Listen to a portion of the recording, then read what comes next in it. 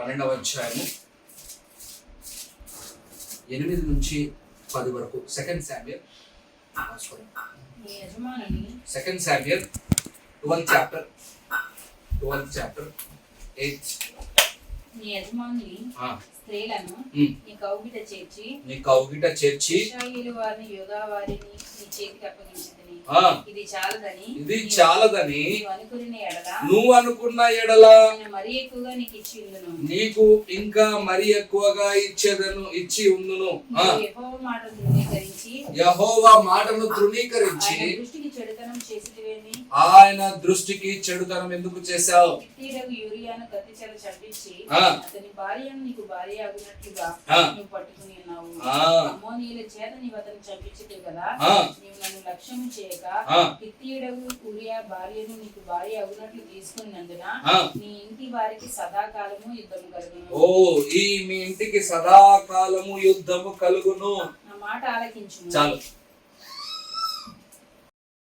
10 వరకే ధ్యానం చదువుతున్నా.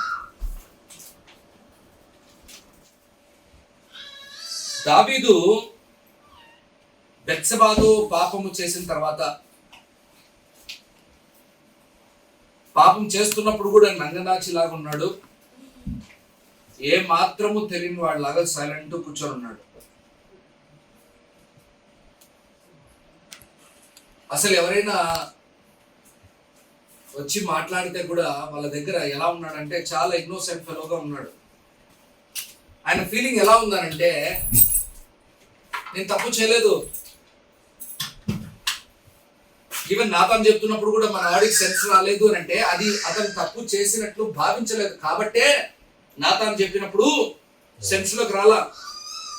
నేను తప్పు చేశాను అనే సెన్స్ లోకి ఇంకా రాలేదు. దావీదు నటించేవాడు కాదు.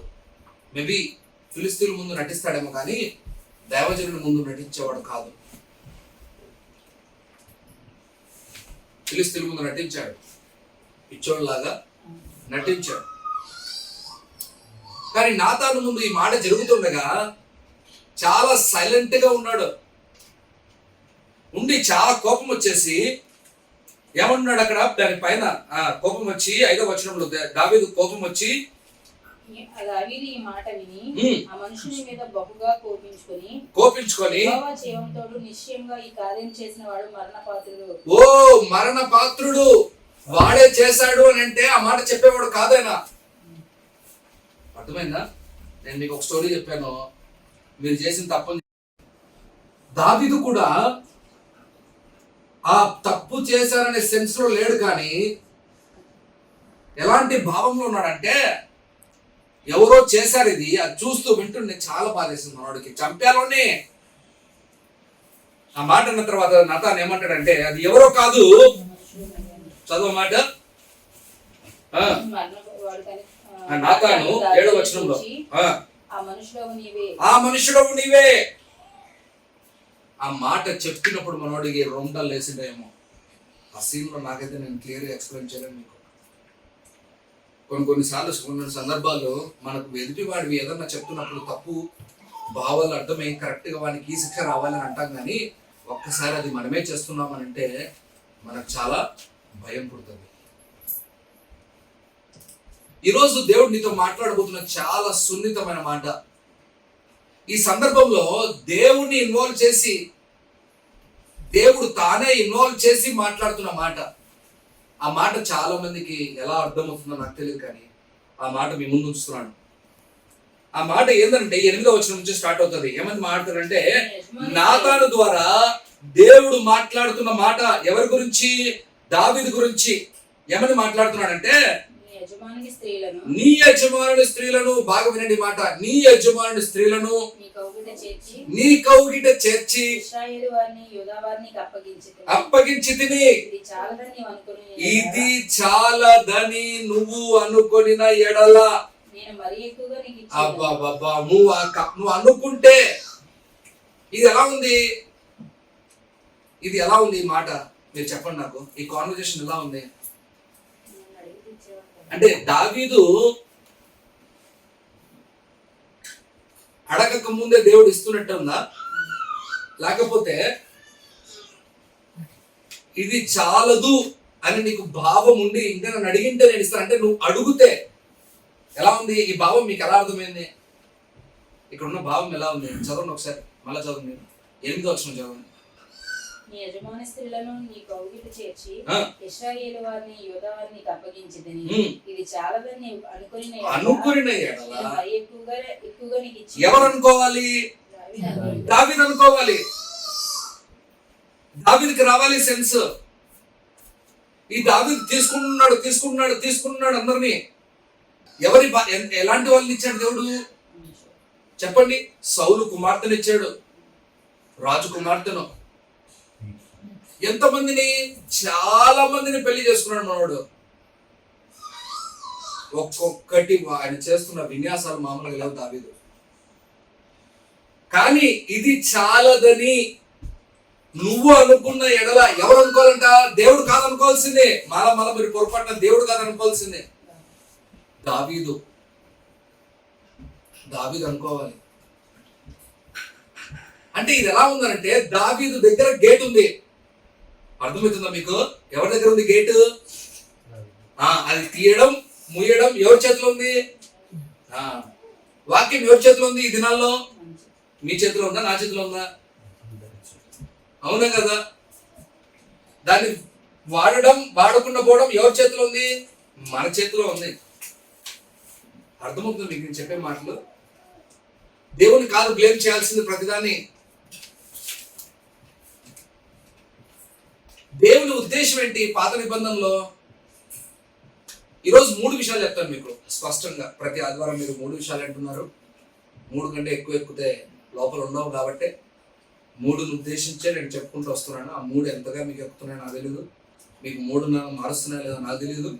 కానీ ఈరోజు ఈ 3లో మీ జీవితాన్ని మార్చాలి. ఏంటి జీవితాన్ని మార్చాలి? దేవుని ఉద్దేశం ఏంటి? దేవుని ఉద్దేశము ఎక్కువ మంది భార్యలు ఇవ్వడం కాదు. మీరు పొరపడుతున్నారు. అధికంగా ఆశ కలిగి ఉన్నాడు మనోడు.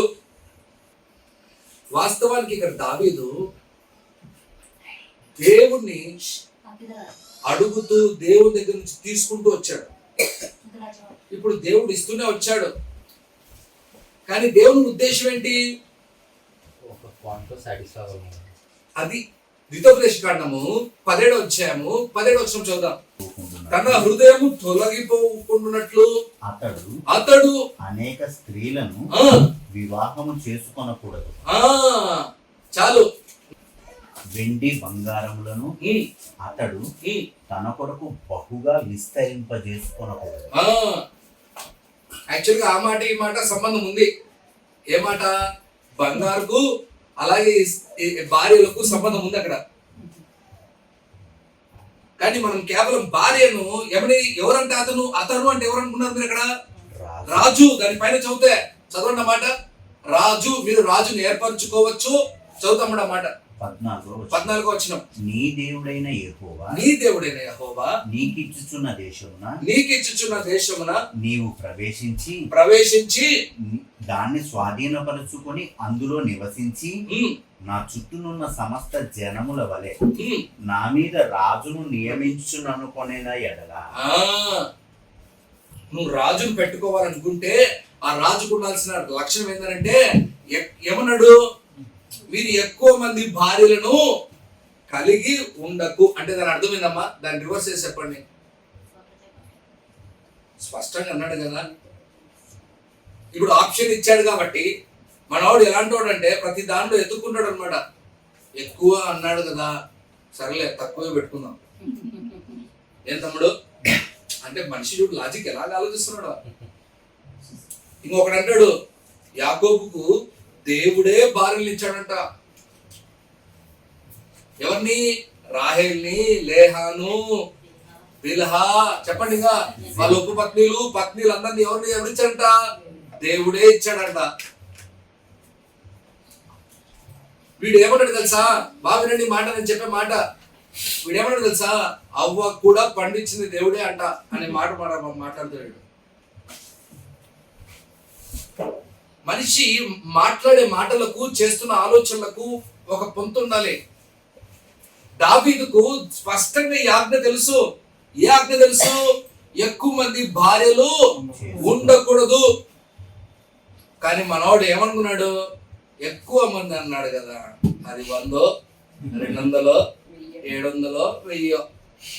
మన సల్మాన్కి అయితే 1000 అవును కదా, 700 మంది ఉపపత్నులు, 300 మంది ఉపపత్నులు. ఏం తమ్ముడు, 1000 మంది ఈ కాలనీ అంతా. నేను చెప్పడం ఏంటి? దేవుడు చెప్పింది అర్థం చేసుకోవడానికి ఇంకా ఆదికాండం ముందుకెళ్తే ఆదికాండంలో స్పష్టంగా ఉంది, నీవు నీ తండ్రిని నీ తల్లిని విడిచి నీ భర్తను హత్తుకొందువు. భార్యకు స్పష్టంగా చెప్పాడు, మీ ఇద్దరు ఇప్పుడు వేరు కాదు, మీరిద్దరు ఒకటే. ఆదికాండం 3వ అధ్యాయంలో 2వ అధ్యాయంలో స్పష్టంగా దేవుడు చెప్పిన మాటలు ఇవన్నీ అన్నాడా లేదా? మీ అందరి బైబిల్లో ఉన్నాయా? మరి దావీదు బైబిల్లో లేదు. అది దావీదు ఏం ఫీల్ అయ్యాడంటే, ఎక్కువ మందిని పెట్టుకోవద్దు, పెట్టుకుంటే తొలగిపోతావు. మనోడు 2 తీసుకున్నాడు కండిషన్స్ అక్కడ. ఏంటి? ఎక్కువ మంది అంటే కౌంట్ పెట్టుకున్నాడు. రెండోది ఏం చేశాడు? తొలగిపోకుండా చూసుకుందాం, జాగ్రత్త పడదాం అన్నాడు. కానీ తొలగిపోయాడు మనోడు. ఎప్పుడైతే మన పరిమితి, మన ఆలోచన మనము ఉండాల్సిన రీతిగా ఉండకుండా మన కొద్ది మనం ఏదంటే అది చేసుకుంటూ వెళ్తూ దేవుడి పైన నిందలు వేయడానికి మనము రెడీగా ఉండకూడదు. దేవుడు సమస్తాన్ని మీ చేతికి అప్పచెప్పాడు. మీరు చేయడము చేయకపోవడం మీ చేతిలో ఉంది ధర్మం. బాగా వినండి, వాక్యానుసారంగా నడవడము, వాక్యానుసారంగా నడవకుండా పోవడం అది నీ చేతిలో ఉంది. దావీదు చేయాల్సిన జాగ్రత్తలు, తీసుకోవాల్సిన జాగ్రత్తలు తీసుకోకుండా ఎంత నిర్లక్ష్యమైన పని చేశాడు. ఇష్టం వచ్చినట్లు భార్యలు పెంచుకుంటూ వెళ్ళిపోయాడు. చేసిన తప్పు ఎవరిది? దావీది. దేవుడు చెప్పాడా ముందే? చెప్పాడు ముందే దేవుడు. ఆయన బాధ్యత చెప్పాడు ముందే, రే నువ్వు చేయదురా పని. మనోడు ఏం చేసుకున్నాడు? కండిషన్స్ అప్లై చేసుకున్నాడు మనోడు. మనం కూడా చాలా మంది కండిషన్స్ అప్లై చేసుకుంటాం వాక్యంలో నుంచి. ఏంటి? ఇది పర్లేదు, అది పర్లేదు, ఇది పర్లేదు. దావీదే కాదు, ఈ దినాల్లో దావీదు కంటే నేనేం మీరు పెళ్లిళ్ళు చేసుకుంటారని నా ఉద్దేశం కాదు. ఆయన పెళ్లిలో చేసిన తప్పు మనం వేరే చోట్ల చేస్తున్న తప్పులు అంతే. ఇంకా అర్థం చేసుకోండి. మ్యాటర్ అది కాదు. మ్యాటరు మనం కండిషన్స్ అప్లై చేసుకొని మన వాక్యాన్ని మనకు కావాల్సిన రీతిగా మార్చుకొని మనము ఎక్కడంటే అక్కడ పడిపోయే వారముగా ఉన్నాం. దేవుడు చెప్పాడా అంటే చెప్పాడు, కానీ దాన్ని పాటించడానికి మాత్రం సిన్సియర్ హార్ట్ దావీదుకు లేదు. నేను మిమ్మల్ని అడుగుతున్నా, ఇప్పుడు దావీదు ఒకవేళ ఒకే భార్యని కలిగి ఏమి వారికి కావాల్సిన పిల్లల్ని కలిగి ఉంటే ఇన్ని సమస్యలు వచ్చిండా? మీకు ఒక ఆశ్చర్యమైన మాట చెప్తాను. 3వ మాటలో ఆయన శాపాన్ని తెచ్చిపెట్టుకున్నాడు. దావీదు ఎవరు? దావీదు మీ అందరికి తెలుసా? దేవుని హృదయానుసారుడు. మాట చెప్తే మీకు అర్థమవుతుంది. ఇప్పుడు కరెక్ట్ వాక్యం చెప్తాను. ఎందుకు తెలుసా? మీరు కూడా దేవుని హృదయానుసారుడు అని మీరు అనుకుంటూ మనం చేస్తూ ఉంటే మీరు కూడా తప్పిపోయే వారుగా ఉంటారు, తప్పులు చేసేవారుగా ఉంటారు. జాగ్రత్త, జాగ్రత్త. దేవుడే నడిపిస్తాడు, దేవుడే తీసుకెళ్తాడు, దేవుడే అన్ని విషయాలు మాట్లాడు. కొంతమంది ఎంత దుర్మార్గులు తెలుసా? నేను తాగుతుంటే దేవుడు ఆపలేదండి. వీడికి స్వరం కావాలి. ఎక్కడి నుంచి స్వరం కావాలి? వెనకాల నుంచి స్వరం కావాలండి. బిడ్డ ఒక బీరుతో ఆపేసేది స్వరం రావాలి వీడికి. దీనికోసం మైక్ సిస్టమ్ కొనుక్కొని ఏమ్మా వెనకాల తిరుగుతూ ఉండాలి. ఒకడు దేవుడు చెప్పాడా తాగద్దని? దేవుడు చెప్పాడా ఈ పనులు చేయొద్దని? దేవుడు చెప్పాడా అబద్ధాలు ఆడద్దని?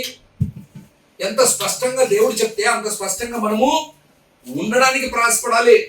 మనం కండిషన్స్ అప్లై చేసుకోవడం మొదలు పెడితే ఫస్ట్ లేసిపోయేది మనమే. ఆ కండిషన్స్ మనం తీసుకొని మనం వాడుకోవడం మొదలు పెడితే పడిపోయేది మనమే. పడిపోయేది మనమే బ్రదర్. ఈ కండిషన్స్ కాడ చాలా జాగ్రత్తగా ఉండాలి. అందుకే మీరు శోధనలో పడకుండానట్లు ఎడతేక మీరు ప్రార్థన, ఆ కండిషన్ తీసుకో. మనం వేరే కండిషన్ అన్ని తీసుకుంటాం. దావీదు చేసిన చాలా పెద్ద పొరపాటుది. మొదటి తప్పిది చాలా భయంకరమైన దండన పొందాడు. ఆయన ఏమనుకున్నాడంటే ఈమె అన్యురాలు. ఎవరిమా? బెత్షెబా. ఎవరిమా? అన్యురాలు. హిత్తీయుడు భార్య, అవునా కదా? ఉరియా భార్య కదా. ఈమె నేను తెచ్చిపెట్టుకుంటే దేవుడేమి అండు అని ఎన్ని పన్నాగాలు వేశాడు. వాడు అప్పటికి చెప్తున్నాడు, హిత్తీయుడైన ఉరియా ఏమంటున్నాడు చెప్పండి, మీరు చెప్పండి ఏమంటున్నాడు? నేను మన అందరూ యుద్ధం చేస్తా ఉంటే, మందసం అక్కడ యుద్ధంలో ఉంటే నేను ఎట్లా పోయి పండుకోమంటావు ప్రభువా నా భార్య దగ్గర? ఎంత సీరియస్ ఉన్నాడు ఆయన. మందు తాగిచ్చాడు మనోడికి. మీ అందరికీ స్టోరీ తెలుసు కాబట్టి నేను చదివించట్లా. మీరు కావాలంటే మన మొదటి సమయాలు 12 వచ్చాయి, మీరు వెళ్ళి చదవండి, ఇళ్ళకి వెళ్ళి చదవండి. మన మెయిన్ కాంటెక్స్ట్ మీకు అర్థం కావాలని చెప్తున్నా. అరే మందు తాగిస్తే కూడా మందు తాగిపోలేదు, ఊగిసలాడుకుంటా భార్య దగ్గర పోలేదు, తర్వాత నిర్మించిన భార్య కోసం పోలేదు. దేవుడు ఏమి చెప్తే, దేవుడు ఎలా చెప్తే అలా ఉండాలని ఒక అన్యుడు అనుకున్నాడు. కానీ దావీదు హృదయానుసారుడు ఏమనుకున్నాడు? వీడు వినట్లేదు మాట, ఇది చాలా ఎక్కువైంది, వీడిది మాట చాలా ఎక్కువైంది, ఏం చేద్దాం విని లేపేద్దాం.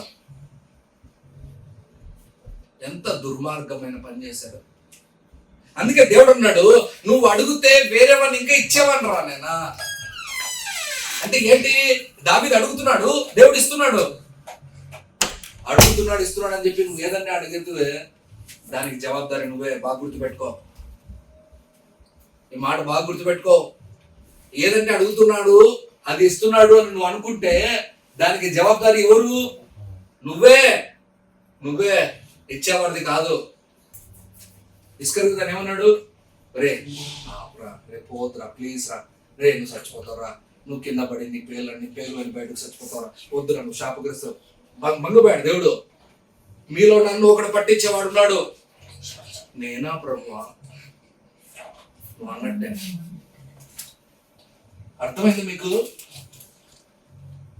బైబిల్ని మనం అర్థం చేసుకోవాలి. మనకి నచ్చినట్టు కాదు బైబిల్ మార్చుకోవాలి. ఈ మాట పొరపాటు ఎప్పుడు చేయకండి మీరు దయచేసి. బైబిల్ ఉన్నట్టు మీరు మారాలి. ఆయన మొన్న ఒక ఆయన దేవజనుడు వచ్చాడు మన దగ్గర మధ్యలో, విజయ్ అని. ఆయన అన్నాడు ఐగిసిస్ ఇంకోటి ఏమో తమ్ముడు, ఎక్సిజీసిస్, ఇంకోటి ఐసిజీసిస్. ఐసిజీసిస్ అంటే ఏంది? నీ ఐడియా పెట్టి బైబిల్లో నీకు ఇష్టం వచ్చేట్టు నువ్వు మార్చుకోవడం. ఎక్సిజీసిస్ అంటే ఏంటి? బైబిల్ ఎలా ఉందో నీ జీవితాన్ని అలాగే మార్చుకోవడం. మీరు ఏ కేటగిరీ? మీరే డిసైడ్ కాండి. వాక్యాన్ని మీరు మీకు కావాల్సిన రీతిగా తీసుకొని దాన్ని మలుచుకొని దాన్ని దావీదు అదే చేశాడు కదా. ఎక్కువ మంది భార్యలు ఉండొద్దు. ఎక్కువ మంది అకౌంట్ పెట్టుకున్నాడు. 10 మంది పర్లేదులే, 10 మంది ఉండొచ్చు, ఎక్కువ మంది కాదు. ఇంకోటి ఏమన్నాడు? తప్పిపోకూడదు. తప్పిపోతారని చెప్పాడు కదా అక్కడ. నేను తప్పిపోకుండా జాగ్రత్తగా ఉంటా అనుకున్నాడు, కానీ తప్పిపోయాడు. మనం కూడా అలాగే చాలా విషయాలు తప్పిపోతున్నాం. మనం వాక్యానుసారంగా మనం మార్చబడాలి, మన జీవితాలు మార్చబడాలి. బిలాము కూడా ఇలాంటి పని చేశాడు. మీ అందరికి తెలిసిన బిలాము, మనందరి బంధువు బిలాము. ఎవరమ్మా ఆయన? బలామా అంటావా, బిలాం అంటావా? నంబర్ చదవండి, సంఖ్యాకాండం 22వ అధ్యాయము 13 నుంచి 20 వరకు. ఉదయం లేచి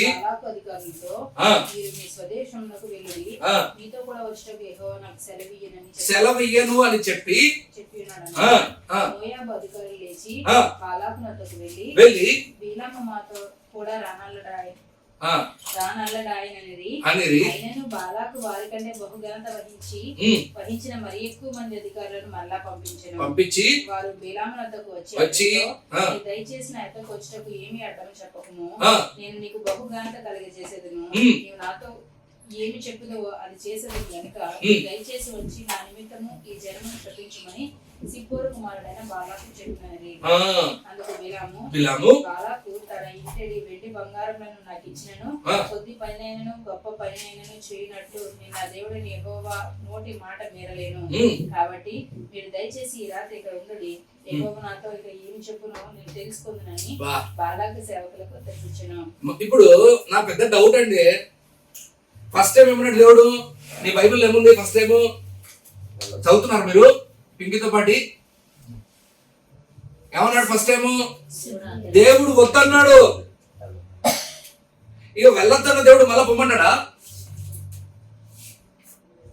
మనోడు ఎంత తెలివైనడు తెలుసా బలము. ఈ బిలాము రెండవసారి వాళ్ళందరూ వస్తే మనోడు ఏం చేయాలి?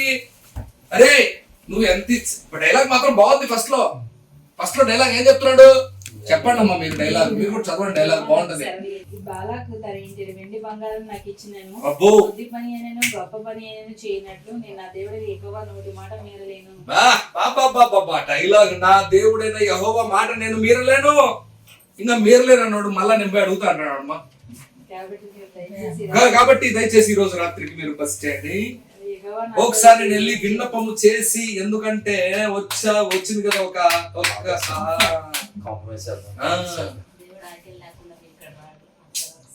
ఒక్కసారి మీరు దేవుడే పంపించాడు మిమ్మల్ని. ఫీలింగ్ ఏంటి? దేవుడే కదా పంపించి మిమ్మల్ని. మళ్ళీ నేను అడుగుతా, డైలాగ్ ఏమో చెప్తున్నాడు కానీ దాన్ని పాటించలేకపోతున్నాడు. చాలా మంది క్రైస్తవం ఇలాగే మనం అన్నా అడిపోమన్నా, అన్నా దేవుని కొరకు బతుకుతామన్నా. బిలాము చేసిన వల్ల తప్పు. ఈసారి దేవుడు ఏమన్నాడు చెప్పండి? ఈసారి దేవుడు ఏమన్నాడు తెలుసా? పోరా పో. పంపించేప్పుడు ఎలా పంపించాడు తెలుసా దేవుడు?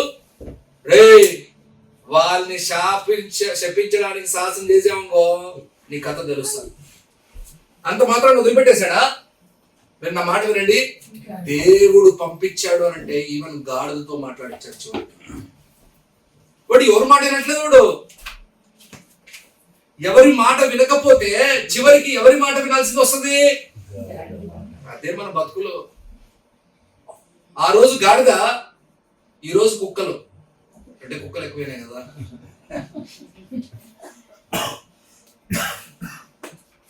నా వాక్యం అర్థం చేసుకోవాలి మీరు.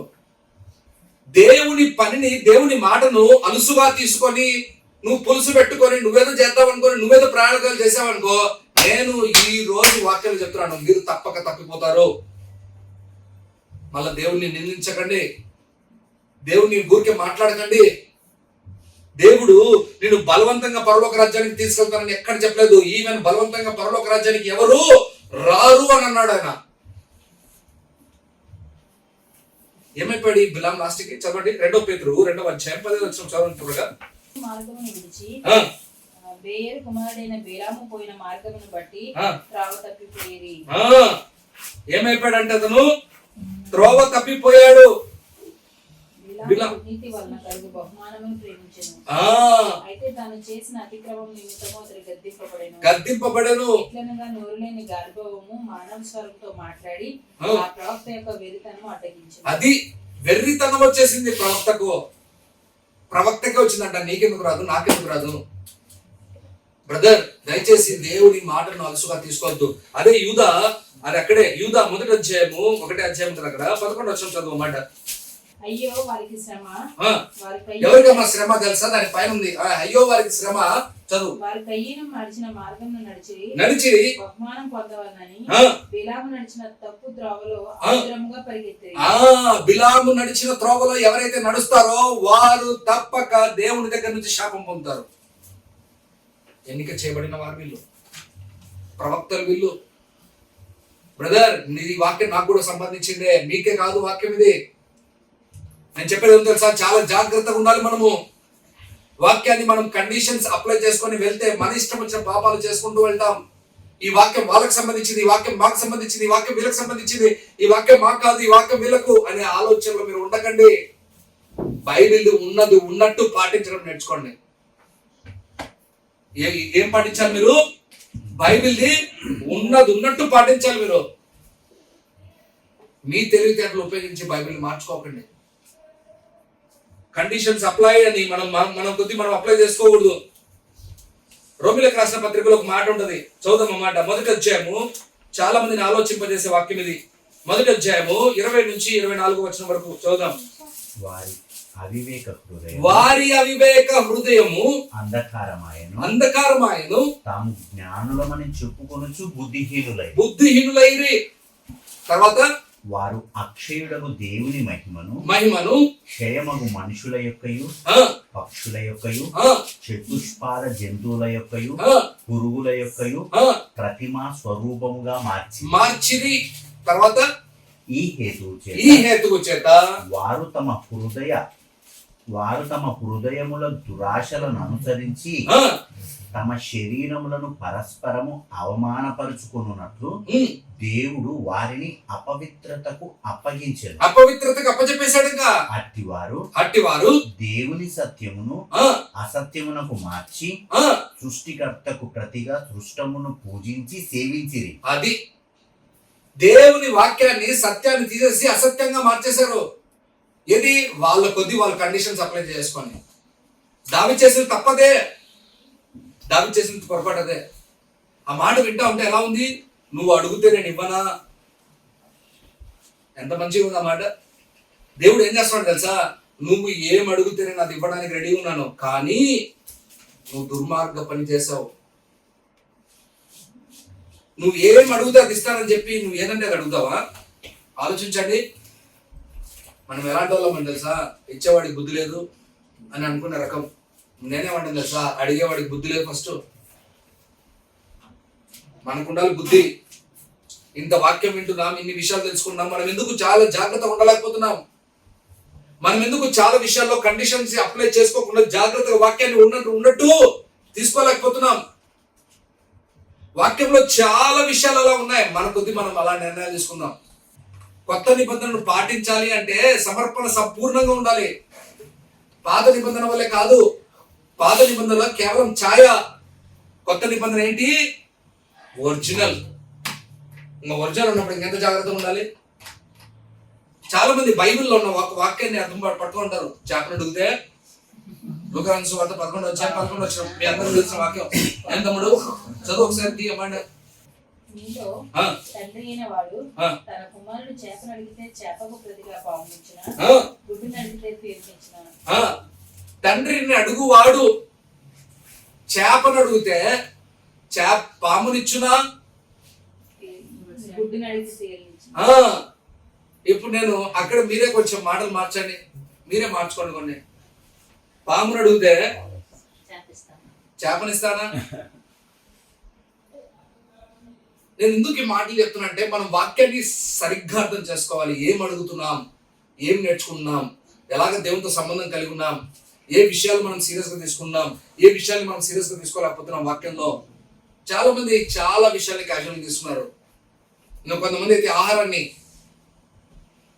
పాత నిబంధనలు ఈ ఆహారాలు తినొచ్చు తినకూడదు అని ఉంది బ్రదర్. కొత్త నిబంధనలు అన్ని ప్రార్థన చేసుకొని తినొచ్చు అంట. ఏంటి? రోమిలకు రాసిన పత్రిక స్పష్టంగా చదవండి. ప్రార్థన చేసి తినేటట్టయితే సువర్ణ ఎందుకు తినలేదు మన పౌలు గారు? ఎవడి కొద్ది వాడికి వచ్చిన వాక్యాలు, నోటికి వచ్చిన వాక్యాలు. ఇంకొకడు అంటాడు ఆ పంది వేరు ఈ పంది వేరు అంట. ఏ పంది వేరుమా? అడవి పంది వేరంట, ఈ పందులు వేరంట. అమెరికాలో ఇంకా మంచి పందులు ఉంటాయంట. నాయనా,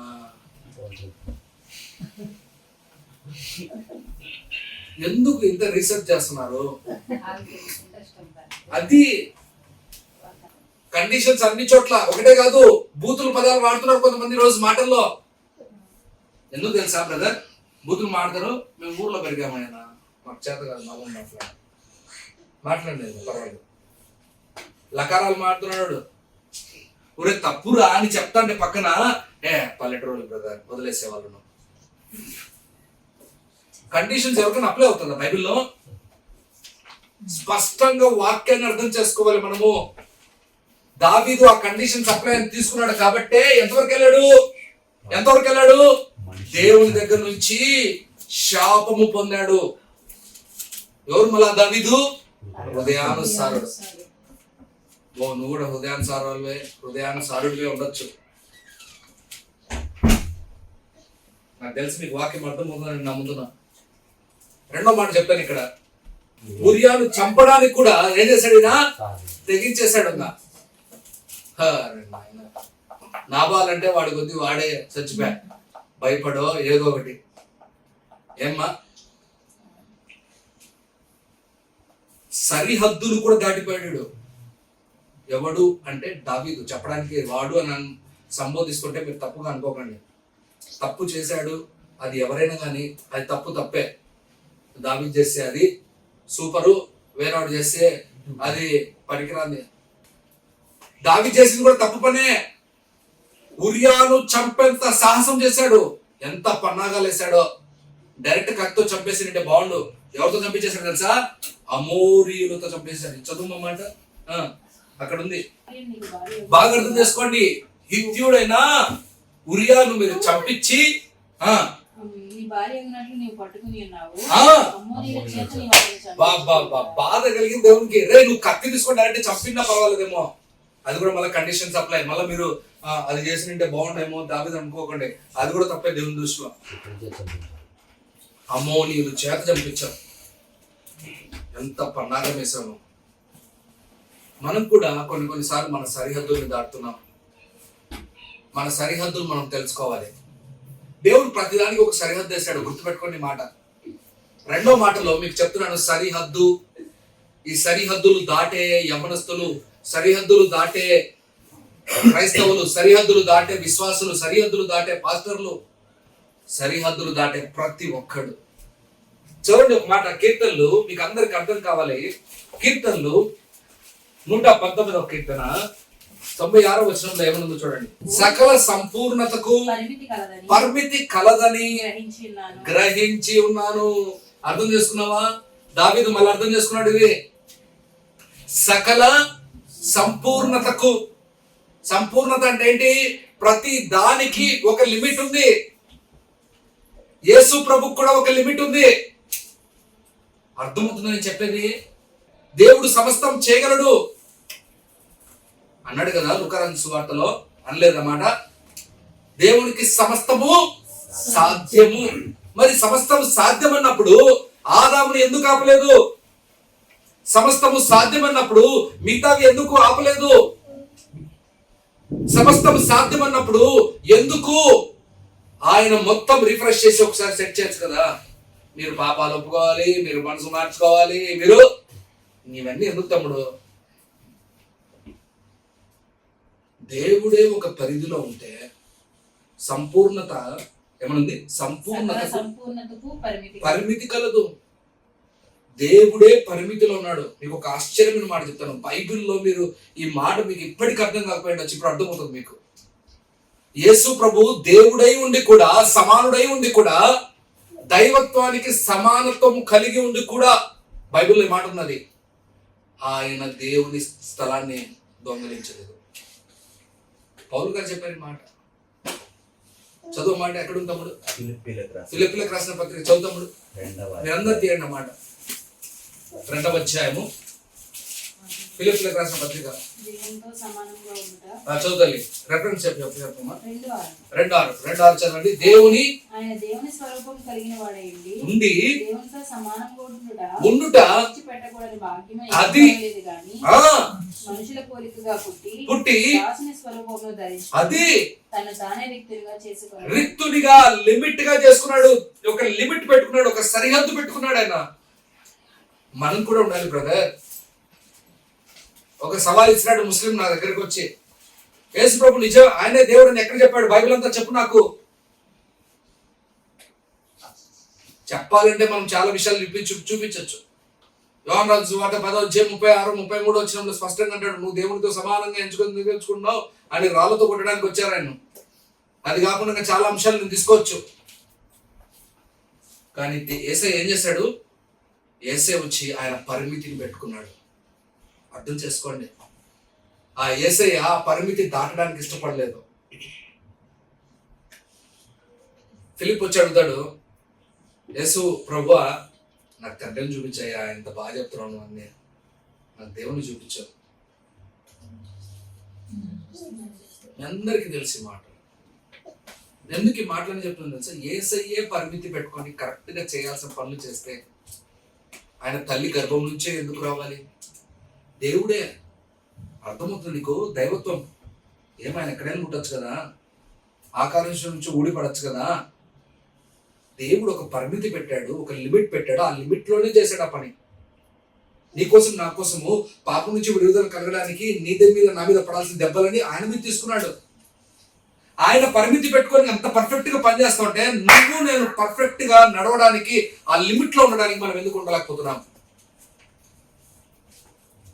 నేను ఒక మాట చెప్తాను మీకు, మనం లిమిట్ దాటితే కొన్నిసార్లు వాక్యం కూడా మనకు చాలా హార్ష్గా ఉంటుంది. పౌలు గారు అంటారు ఒక మాట, ప్రేమించేవాడు ఆయనయ్యా. అర్థమవుతున్న వాక్యం ఏమన్నాడు? ప్రేమించేవాడు ఆయన. ఏశావుని ఎందుకు ద్వేషించాడు? యాకోబుని ఎందుకు ప్రేమించాడు అని ప్రశ్నించే, బైబిల్లో ఉందన్నమాట, అని ప్రశ్నించే హక్కు నీకు నాకు లేదు.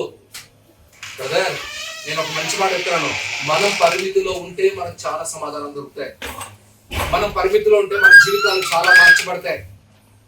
కానీ పరిమితి దాటితే, నేను నిజం చెప్తున్నా, దేవుడు ప్రతి దానికి పరిమితి వేశాడు. పురుషునికి పరిమితి వేశాడు, స్త్రీకి పరిమితి వేశాడు, దావీదు తన దాసుడైన దావీదుకు కూడా పరిమితి వేశాడు. కానీ ఆ పరిమితి దాటిపోయాడు. బిలాముకు కూడా పరిమితి వేశాడు, మోషేకి కూడా పరిమితి వేశాడు. వేయలేదా? చెప్పండి మీరు నా మాట. నేను వేయలేదు అని అంటే చెప్పండి, నేను వాక్యం మాట్లాడడం మానేస్తాను. మోషేకి కూడా పరిమితి వేశాడు. ఏమన్నాడు? ఏ మోషే, వెళ్ళి అక్కడ బండ ముందు నువ్వు పలుకు, అంతే. పెద్ద తప్పేం చేయలేదు మనవాడు. ఏం తమ్ముడు ఏం చేశాడు? చెప్పాల్సింది కట్టకు కొట్టాడు, అంతే. ఏమ్మా, నేనేమంటాను తెలుసా? బాగా వినండి, దేవుని దృష్టిలో ఇలా ఉంటుంది. నాకు జీవన్ తప్పు చేశాడు అనుకో, నాకేం పెద్దగా తప్పు అనిపించదు. అర్థమైందా? జియోన్ వాళ్ళ తాతయ్య ఎవరో తెలుసు కదా మీకు, రామచంద్ర వాళ్ళ నాన్న, పెద్ద వయసు ఆయన, అవునా? ఆయన చెప్పింది చేయలేకపోతే దేవునికి నచ్చదు. అర్థమవుతుంది మీకు చెప్పండి మాటలు. మోషే ఇనిషియల్ స్టేజ్ లో రాయితో మాట్లాడాల్సింది పోయి కొట్టింటే దేవుడు క్షమించేవాడేమో, ఇనిషియల్ స్టేజ్ లో ఉండవు కదరా అని. ఇంత ఉన్నతమైన స్థితిలో దేవుడి కార్యాలన్నీ చూసి మనవాడికి ఫ్రస్ట్రేషన్ వచ్చేసి ఈ ఇజ్రాయెల్ మీద కోపం భరించలేక కొట్టి తాగండి. ఈరోజు దేవుడు చెప్తున్న మాటలు మనం కూడా పరిమితి దాటకూడదు. నేను చెప్తున్నాను, మీకు ముకటము దేవుడు పరలోక రాజ్యములో ఇచ్చును గాక. ఆమేన్. మీరు పరిమితిలో ఉంటే, నేను చెప్తున్నాను ఈరోజు మీరు మాట మీరు బైబిల్లో రాసుకోండి. కాబట్టి మనం పరిమితిలో దేవునికి చెప్పినట్టు లోబడి జీవిస్తే మీకు దీనికోసం ముకుటం తప్పకిస్తాడు. కానీ మనం ఆ పరిమితిలో ఉన్నామా? మనం దాటిపోతున్నామా? మన ఇష్టం వచ్చినట్టు బ్రతుకుతున్నామా? కొంతమంది క్రీస్తుతో సమానులుగా ఎంచుకున్నారు. ఎవరు ఎంచుకున్నారు? ఎవరు వీళ్ళు? పాస్టర్. నేను చెప్తున్నాను మీకు, అదేదో తెలుగులో మామూలుగా అన్యులు అంటారు చూడు, 1000 జన్మలు ఎత్తినా అటువంటి గుణం మనలో రాలేదు. అటువంటి గుణం మన యేసేది, అంత మంచి గుణం మన యేసేది. ఈ పాస్టర్ అవ్వగలరా యేసేలాగా? వాడి బ్రతుకులో కలడాడు. ఈరోజు దేవుడు చెప్తున్న మాటలు, పరిమితి దాటకూడదు. దేవుడు పరిమితిని ఏర్పరిచాడు. చూడండి, ఆ మాట సంపూర్ణతను పొందాలి అని అంటే పరిమితి చాలా అవసరము. తర్వాత మీకు ప్రసంగి 8వ అధ్యాయము 2 నుంచి రాయబడిన మాట, ఈ మాట దావీదు తీసుకున్నాడేమో అలాగా. నీవు దేవునికి ఒట్టు పెట్టుకుంటే జ్ఞాపకము చేసుకొని రాజుల కట్టడకు లోబడమని నేను చెప్పుచున్నాను. రాజుల సముఖము నుండి అనాలోచనగా వెళ్ళకుము. అమ్మా, మీరు అనాలోచనగా వెళ్ళే వాళ్ళు అవుతే పడిపోతారు. మీరు అనాలోచనగా వెళ్ళకము. వారు తాము కోరినదెల్లా నెరవేర్చుదురు గనుక నిష్కార్యంలో పాలు పుచ్చుకొనకుము. అది మీరు తప్పు చేయకండి, పాపాలు చేయకండి. మీకు ఇష్టం వచ్చిన పరిధుల్లో మీరు ఏం కావాలంటే అవి చేయకండి. 4 గోడల మధ్యలో ఎవరు నన్ను చూడడం లేదని సినిమాలు చూసుకుంటూ, వాడివాడు చూడాలని చెప్పి జబర్దస్త్ వచ్చి చూసుకొని నవ్వుకుంటూ, బ్రహ్మానందం చూడకపోతే మనకు దినం గడవదని చెప్పి కొంతమంది, వద్దు, మనకొద్దు. పరిమితి దాటకూడదు. మనం పర్వాలేదు, మన కోరికలు చచ్చిపోయినా పర్వాలా. మన కోరికలు చచ్చిపోయినా పర్వాలేదు, నా స్నేహితులు, నేను ఎలాంటి వాళ్ళని మీకు సాధ్యమైనంత తెలియదు కాబట్టి చెప్తున్నా, నా స్నేహితులు నాకు చాలా ప్రధానమైన వాళ్ళు. రక్షణ పొందక ముందు స్నేహితులతోనే పండుకునేవాడిని, స్నేహితులతోనే ఉండేవాడిని, అన్నం కూడా వాళ్ళతో పాటు తినేవాడిని. అలాంటి బ్రతుకున్నది. రక్షణ పొందిన తర్వాత ఆ స్నేహితులు ఎక్కడ ఉండారో నాకు తెలియదు. నా పరిమితి నాకు తెలిసింది, దాని సరిహద్దు నేను దాటకూడదు. నాకు ఇప్పుడు నా భార్యని ఇచ్చాడు దేవుడు, నా భార్య నేను మంచిగా ప్రేమించాలి. పరిమితి దేవుడు పెట్టాడు, ఆ పరిమితిలో మనం ఉండాలి. భార్య భర్తలు కూడా ఇచ్చాడు పరిమితి. ఏంటి ఆ పరిమితి? మీ అందరికి తెలుసు కదా పరిమితి ఏంది మాది. దేవుడు ఒక పరిమితిని పెట్టాడు, దానికి మీరు లోబడి చేస్తే మీరు నిజంగా చెప్తున్నాడు, మీరు బ్లెస్ అవుతారమ్మా. అయ్యా మీరు నిజంగా భార్యలు అలా ప్రేమిస్తే, నాకు కూడా ఉంది కదా భార్య, అలా చేస్తే నేను బ్లెస్ అవుతాను. మనం పరిమితులు తెలుసుకొని పని చేయడం నేర్చుకోవాలి. మన సరిహద్దులు మనం దాటి పోకూడదు. చూడండి, ఒక మాట మీకు అందరికి అర్థం కావాలంటే పౌలు గారు ఎంత స్పష్టంగా మాట అంటాడు. మొదటి కొరింథీయులకు రాసిన పత్రిక 10వ అధ్యాయము మీకు ఈ మాటతో కనిపింపు రావాలి. 23-24 వచనంలో రాయబడిన మాట చూద్దాం. అన్ని విషయముల యందు నాకు స్వాతంత్రము కలదు, అన్ని విషయముల యందు నాకు స్వాతంత్రము కలదు, కానీ అన్ని చేయదగినవి కావు. యందు నాకు స్వాతంత్రము కలదు కానీ అన్ని క్షేమాభివృద్ధి కలుగజేయవు. చెయ్యవు. ఇంకా తర్వాత ఎవడును తన కొరకే కాదు, ఎదుటి వాని కొరకు మేలు చేయ చూచుకొనవలెను. అది మనస్సాక్షి నిమిత్తం ఏ విచారణ చేయక, అది ఏదైనా నేను చేయగలను, కానీ నేను మనస్సాక్షి విచారణ చేయక ఏమన్నా మనస్సాక్షి నిమిత్తం ఏ విచారణయు చేయక కటిక వాని అంగడిలో అమ్మునదేదో దానిని తినవచ్చును. సరే చాలు, ఇంకా మళ్ళీ దాని తర్వాత కాంటెక్స్ట్ చాలా మారిపోతుంది. అన్నీ నేను చేయగలను, కానీ ఏది నేను క్షేమ కలగ చేస్తుందో, ఏది మంచిదో, ఏది చెడ్డదో, ఏది దేవునికి ఇష్టమో అదే చేద్దాం. నేను అంటాను, నా దేవునికి నా పాట పాడేది ఇష్టం లేకపోతే నా దేవుడు ఏం చెప్తే చేస్తా. పాట పాడి మా దేవుడిని బాధ పెట్టేదానికంటే దేవుడు ఏం చెప్తే అది చేయమంటే చేస్తాను. నా స్వరం మంచిగా ఉండిండొచ్చు, నా పాట బాగుండొచ్చు, నా దేవునికి ఏది ఇష్టం, నా దేవునికి ఏది ఇష్టం, మనం అలా ఆలోచిస్తే మన జీవితాలు ఎలా ఉంటాయి. ఆ మాట చూడండి, ఎంత మాట అన్నాడు, అన్నీ చేయగలను కానీ చదువుమాట అన్ని చేయదగినవి కావు. స్వాతంత్రం ఉంది, ఒకటి చంపడానికి స్వాతంత్రం ఉంది, నాకు ఒకటి తిట్టడానికి స్వాతంత్రం ఉంది. ఈ రోజు నేను ఢిల్లీని వదిలిపెట్టి కడపకి వెళ్ళిపోవడానికి నా స్వాతంత్రం ఉంది. అర్థమవుతుందమ్మా మీకు? ఈ రోజు రాత్రికి నేను షిఫ్ట్ అయిపోవచ్చు, ఏం పెద్ద విషయమే కాదు. నాకు సంవత్సరం వరకు నేను ఆనందినంత పరిస్థితి నాకు ఉంది. ఎందుకు ఈ మాటలను మీకు అర్థమయ్యేది చెప్పాలంటే, అన్ని చెయ్యతగినవి కాదు, నాకు స్వాతంత్రం కలదు, కానీ చెయ్యను. నేను చెయ్యను, క్షేమాభివృద్ధి కలగ చేయదు. నేను మాట్లాడినంత మాత్రాన ఇది రాదు, నేను ఇది చేసినంత మాత్రాన మంచిది కాదు. చాలా పరిమితిలో మనం అర్థం చేసుకోండి, ఏది అవసరమో ఏది అవసరం కాదు దాని విషయం ప్రకారంగా వెళ్ళాలి. మనం పరిమితి పెడితేనే చాలా కష్టమైపోతుంది. మన లోకంలో నిజం చెప్తున్నాను, ఇక్కడ స్టిక్ నో బిల్స్ అని పెడితే అన్నీ పెడతాడు ఎంతముడు. అప్పుడే వాడికి ఫీలింగ్ వస్తుంది, ఈడ పెట్టాలని, ఈడ అంటించాలని. ఈడ మూత్రం పోయరాదు, వాడు మొగోడు ఆడనే పోయి పోస్తున్నాడు.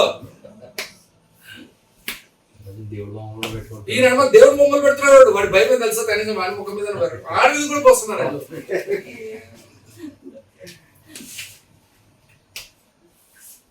పరిమితి లేదు మనకు. నేను చెప్పే మాటలు మీకు అర్థం కావాలి. యేసయ్య పరిమితి, దేవునికి ఒక పరిమితి ఉంది.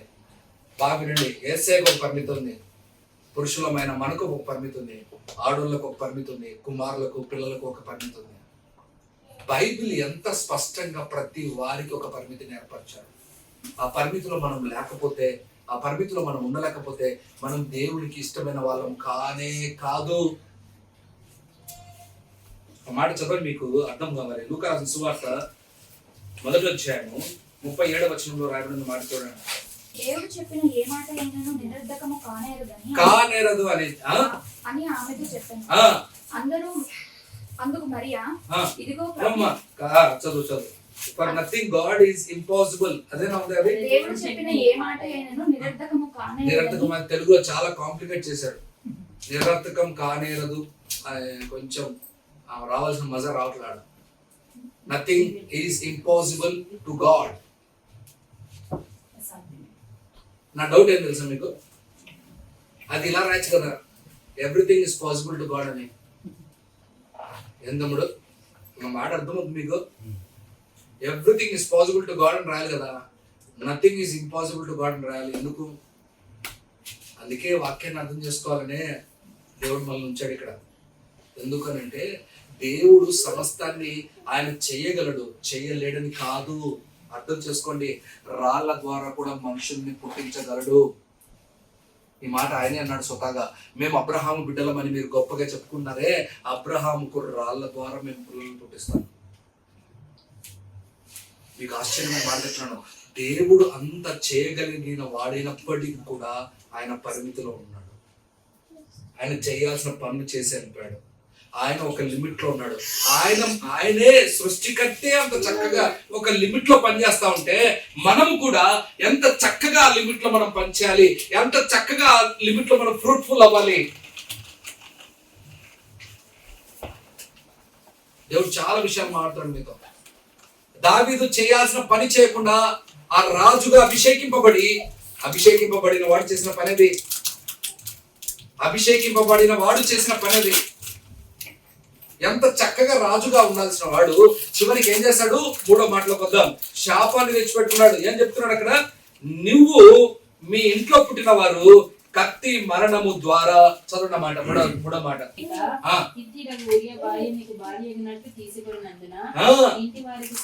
బాగునండి. మీ ఇంటి వారికి సదాకాలము యుద్ధము కలుగును.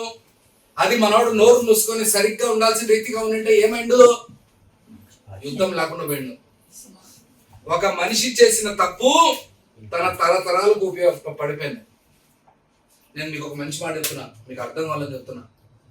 మనము సరిహద్దులు దాటి మనం చేయాల్సిన పనులు చేయకుండా వ్యతిరేకమైన దేవుని పనులు చేసామనుకో, మన తర్వాత వారు తరము కూడా దెబ్బపడుతుంది. ఈ మాట ఇలా చెప్పకపోతే, ఎందుకంటే మాట అలాగే ఉంది అక్కడ. ఉందా తమ్ముడు? అదే ఉందా? నువ్వు ఇలా చేయడం వల్ల నీ తరము వారందరూ సదాకాలం. బ్రదర్, దేవుని మాట వినడం, లోబడ్డం ఒక గొప్పతనం బ్రదర్. నేను చెప్తున్నాను, నేను చచ్చినా దేవుని వాక్యానికి లోబడతాను. చచ్చిపోయిన తర్వాత ఎలాగూ దేవుని రాజ్యానికి వాక్యం ఏం చెప్తే చేస్తాను. నా భార్యను ప్రేమించమని చెప్పింది వాక్యం చెప్పినట్టు ప్రేమిస్తాను. నా భార్య అందంగా ఉందని కాదు ప్రేమించేది. నా భార్య నాకు అన్ని తెచ్చిపెడుతుందని కాదు ప్రేమించేది. బాగా వినండి, మీకు ఈ సౌండ్ గిర్రమని నీ చౌకాడ రావాలి.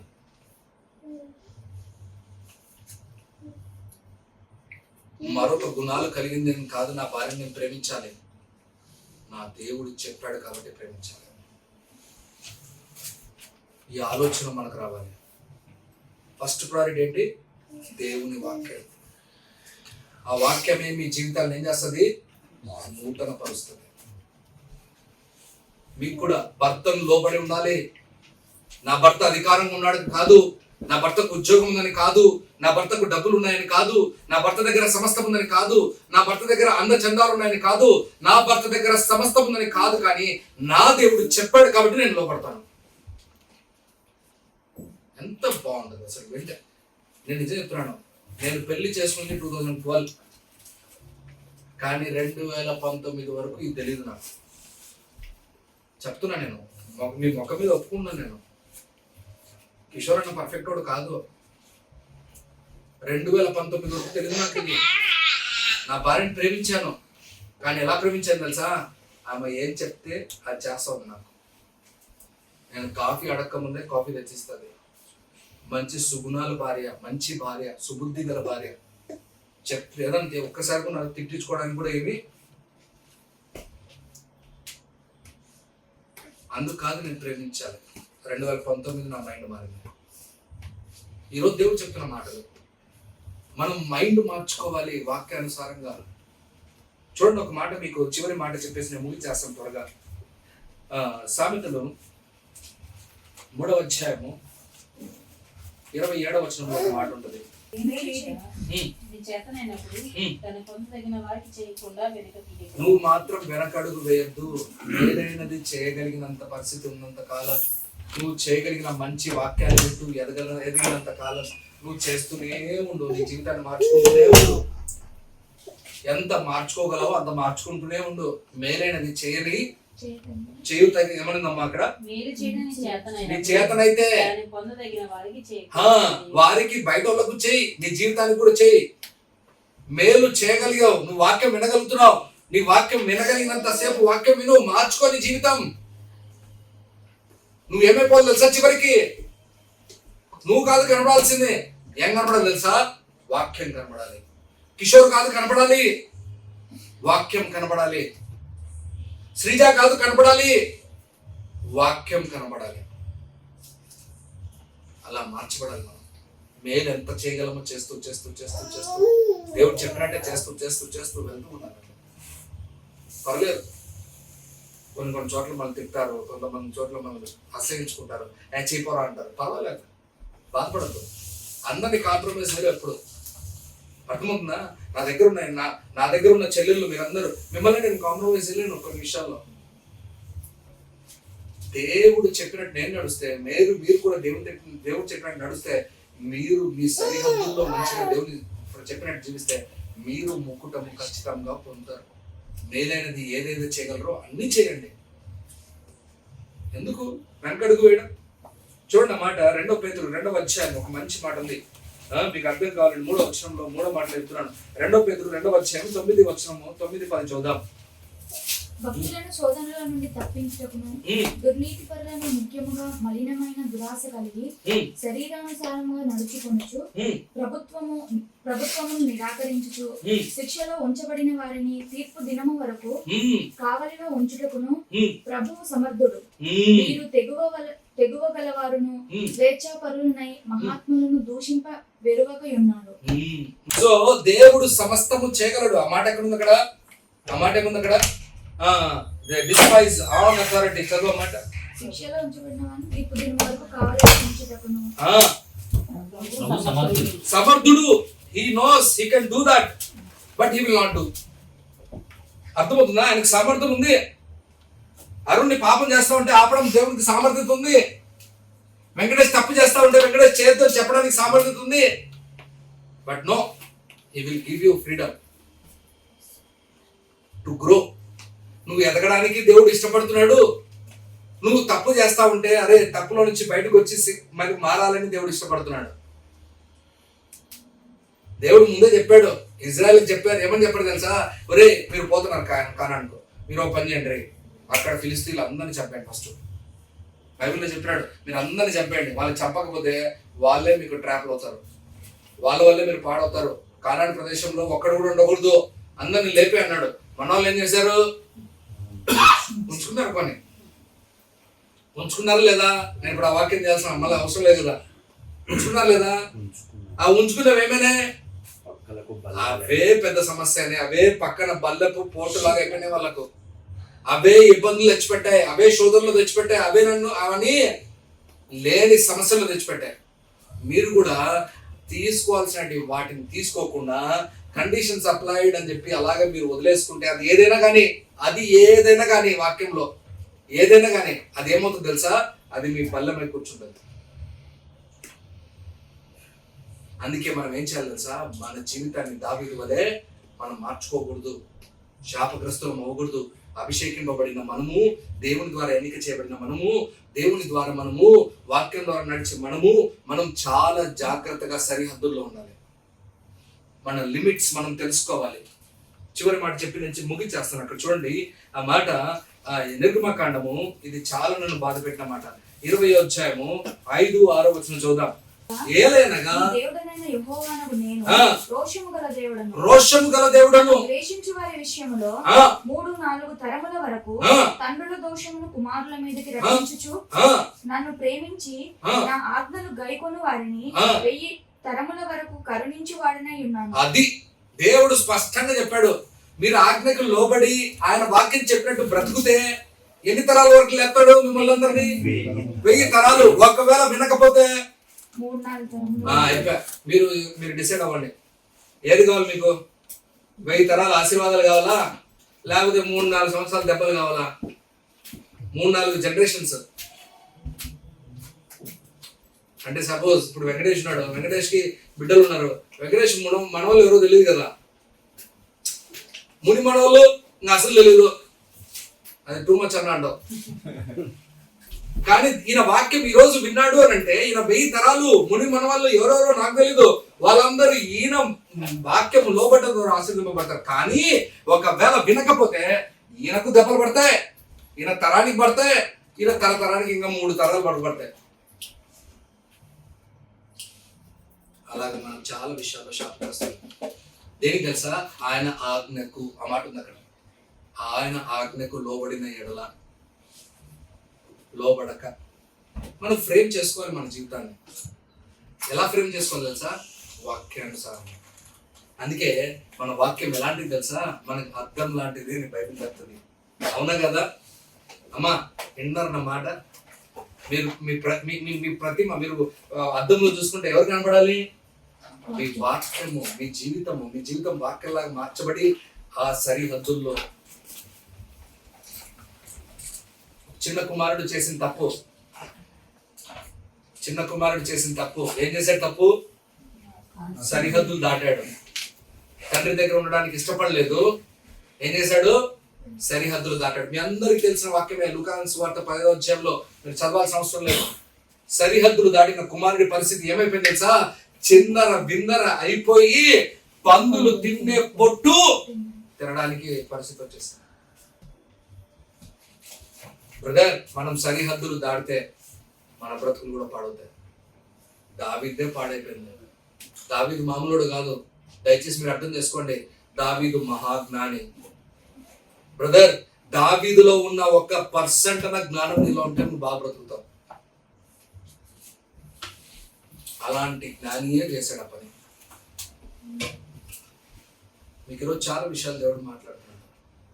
3 విషయాలు చెప్పాను. 3 విషయాలు. ఏ విషయాలు చెప్పండి నాకు? భార్యల్ని ఎక్కువ తెచ్చి పెట్టుకోవడం వల్ల ఏమైపోయాడు? దేవునికి దూరం అయిపోయాడు. కండిషన్ సప్లై తీసుకున్నాడు. దేవుడు ఆజ్ఞలో ఒక ఆజ్ఞ ఇచ్చాడు. అది ఏ ఆజ్ఞ? రాజుకు ఒక ఆజ్ఞ ఇచ్చాడు. ఒరే, మీకు ఎక్కువ మంది భార్యలు వద్దురా అన్నాడు. ఎక్కువ అంటే ఎంత ప్రభువా? క్వశ్చన్. తాగేవాడు అడిగినట్టు, ఏమ్మా తాగి బెడ్ పైన పండుకోవాలి, అంతే చాలు. తాగుతా, నేను మంచోడిని. ఎంతమంది ప్రభువా? మనోడు వేసుకున్న లెక్క వేసుకుని పెంచుకుంటూ వెళ్ళిపోయాడు. ఒక్క భార్య తెలియదు మనోడికి. ఎవరినిచ్చాడు దేవుడు? ఫస్ట్ అటెంప్ట్ ఎవరినిచ్చాడు? సరిగ్గా పెట్టుకొని సరిగ్గా ఉండింటే ఆమె వ్యతిరేకురాలు అయ్యుండొచ్చు, ఆమె దరిద్రురాలు అయ్యుండొచ్చు, ఆమె తిట్టిన ఎటైనా ఉండొచ్చు. సరిహద్దులు పెంచేశాడు, పత్నులు పెంచేశాడు. లాస్ట్కి తన కుమారులు కూడా ఆ ఉపపత్నులతో ఏం చేశారు? వ్యభిచారం చేశారు. వాళ్ళ కుమారులు కూడా పాపం చేయడానికి మనోడే పునాది అయ్యాడు. నా మాటలు అర్థమవుతున్నాయి మీకు? మన కుమారులు మన క్రియల వల్ల పాపం చేయాల్సిన పరిస్థితి వస్తుంది. ఈ మాట చాలా బాధ పెట్టాలి మిమ్మల్ని. మనమే దానికంత కారణం. దేవుడు కాదు. ఇస్తున్నాడు కదా దేవుడు ఇస్తున్నాడు కదా, దేవుడు ఇస్తాడమ్మా. లంపకాయలు కూడా ఇస్తాడు, తీసుకుంటావా? దేవుడు అదే అన్నాడు, అడిగే విషయం అడగండి జాగ్రత్తగా, సరిహద్దులు దాటకండి. మనం మంచిగా దేవునిలో కట్టుబడాలి. మన సరిహద్దుల్లోనే మనం ఫలించాలి. మనం దేవునికి మహిమకరంగా జీవించాలి. దేవుడు ప్రతి ఒక్కరికి ఒక్కొక్క సరిహద్దును ఏర్పరచుకుంటూ వస్తున్నాడు. ఒక్కొక్కసారి సరిహద్దులు పెంచుతాడు, ఒక్కొక్కసారి పెంచడు. పెంచిన దాంట్లో మనం ఎదుగుతూ ఉండాలి, ఎదగాలి, దేవుని కొరకు బ్రతకాలి. నేను ఇక్కడే ఉంటా, నేను ఇట్టే చేస్తా, నా సరిహద్దు వద్దు, ఎక్కువ నన్ను పెంచొద్దు, నేను మాట్లాడలేను, నేను ఇది చేయలేను, నేను అది చేయలేను. మన జీవితాన్ని మార్చుకోవాలి. మన సరిహద్దుల్ని దేవుడు చెప్పినట్టు పెట్టుకోవాలి. దావీదులాగా మనము కండిషన్స్ తీసుకొని మనం అప్లై చేసుకోవడం మొదలు పెడితే మనం కూడా ఎక్కడో ఒక చోట పడిపోతాము, శాపగ్రస్తులుగా మార్చబడతాం. మనం ఉండకూడదు అన్నమాట. ఎవరు తెలుసు? దావీదు అభిషేకింపబడిన వాడు. చిన్న ప్రార్థించాలి.